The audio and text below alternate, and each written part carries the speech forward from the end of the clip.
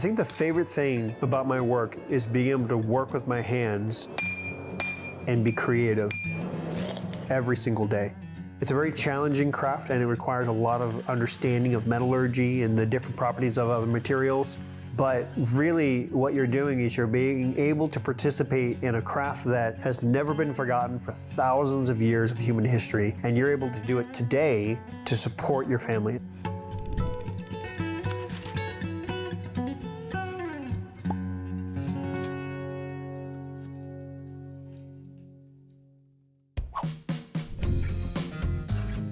My name is Trevor Barrett. I'm 35 years old. My wife Larissa and I make about $52,000 a year, and we live here in Haines, Alaska.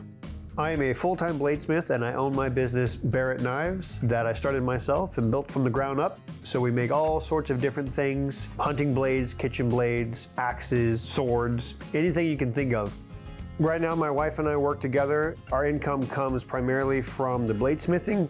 My wife Larissa was working at the local newspaper, but then our child came along and the business was really growing. So she quit that job and instead transitioned to being a full-time mother and helping me run Barrett Knives, doing the more background side of things that I'm not very good at. Without her support and without her added effort, we would not be able to grow in the way that we have.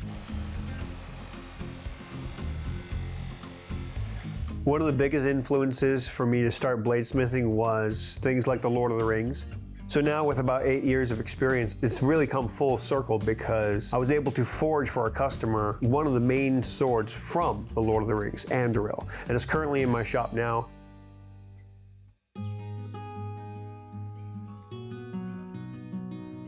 I was raised with hunting and fishing and hiking and camping and all the specific and unique Alaska things. I always had a stick in my hand and mud in my hair as I was playing in the woods as a child, so it's a great place to grow up.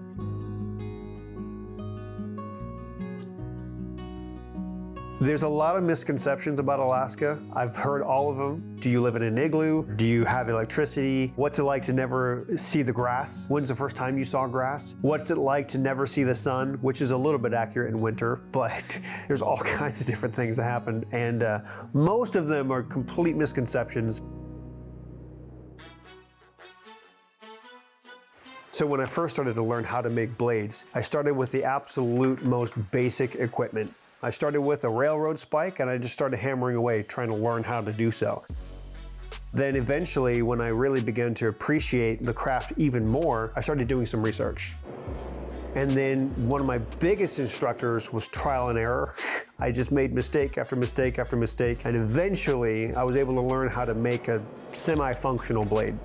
Right after work, right before work every day, I spent almost every moment that I had trying to learn and do it more.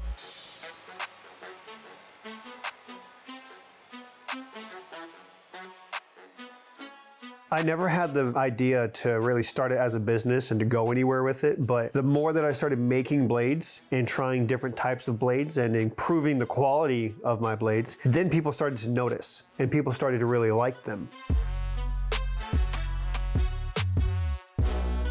At first, I really struggled on how to price my work, especially in the beginning, and as I grew, the needs of the business would change, and therefore the pricing would need to change. I learned more accurately how to price something so that, one, it represents the quality, two, I can continue to run as a business.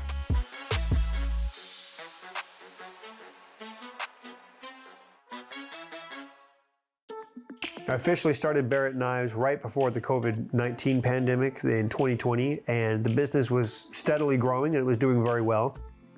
Unfortunately, just a short time after we did that, in November, we had a shop fire. There was an electrical fault at about 11 p.m. and it completely burned down the shop. So I was under the impression that night that Barrett Knives was over and it had completely finished. But between the support from the community and the support from the online community, we were able to not only rebuild within just a few short months, but we found a place to work. We replaced all of our gear, and then throughout the years since, we were able to rebuild even more than what we had before.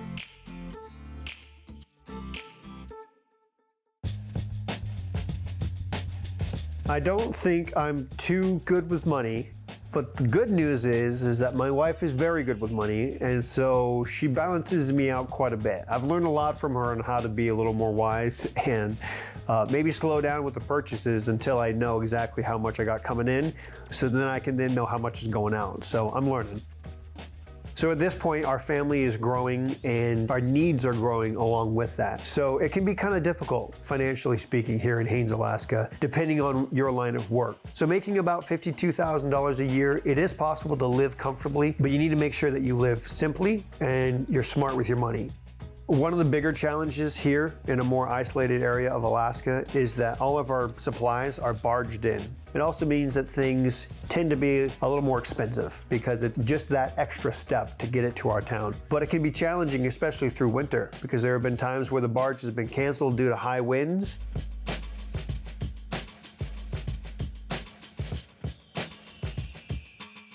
In Alaska, the cost of housing can be all over the place depending on where you are. So for us, we spend about $1,450 for the house and the shop and a pretty big property.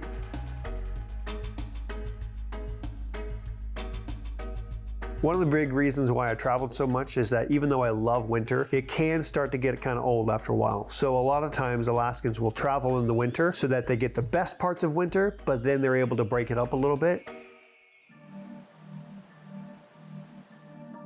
When you're in town, there's not a lot of driving to do. I mean, you drive to the grocery store and it takes you 5 minutes to get there, so that's very convenient. But if you need anything else, then you need to go out for it.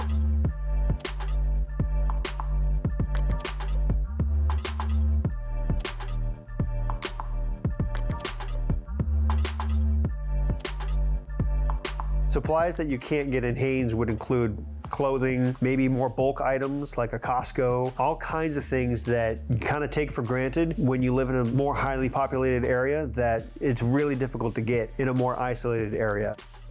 Raising kids in Haines can be good and bad. There's a lot of different considerations because it's a very good community, a lot of support for young ones, good school, and they have all of these different things that are really beneficial, especially because you're more connected with nature and you're able to live that small town life.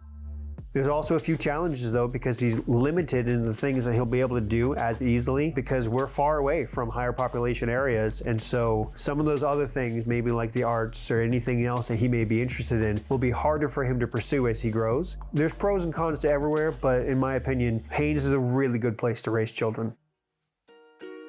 We're hunting every year, we're fishing every year, we're hiking every year. We're doing everything we can to be able to enjoy Alaska. And one of the big things we did is we brought our son when he was about 6 months to the top of the local mountain here, and he handled it like a champ. He seemed to like it, and we brought him camping, we brought him fishing. So even in his first year of life, he was able to really live that Alaska life. I think probably the hardest thing of living in Alaska is winter, which is counterintuitive for my personality because I actually love winter. It gets very dark, it gets very cold, and things slow down quite a bit. It can be a challenge, but as you're raised in Alaska and as you live in Alaska for longer, you learn what you need to do in order to kind of offset the challenges of it. And you learn to appreciate winter even more so. And one of the best things I think about living in Alaska is the quiet life, the privacy, and the summers. I've been able to travel a lot, but there's really no place like Alaska in the summertime. We would love to be able to buy a home someday. We're just trying to play our cards right so that we can save up enough in order to find a place that has a shop or has a place where we can put a shop so we can support Barrett Knives and continue what we're doing. I have the plan to introduce bladesmithing to my son as well. If he's anything like me, he's gonna fall in love with it, and I really do think he's gonna take it up. But I'll at least have him in that forge with me helping out so that he can experience something and hopefully fall in love with it just like I did.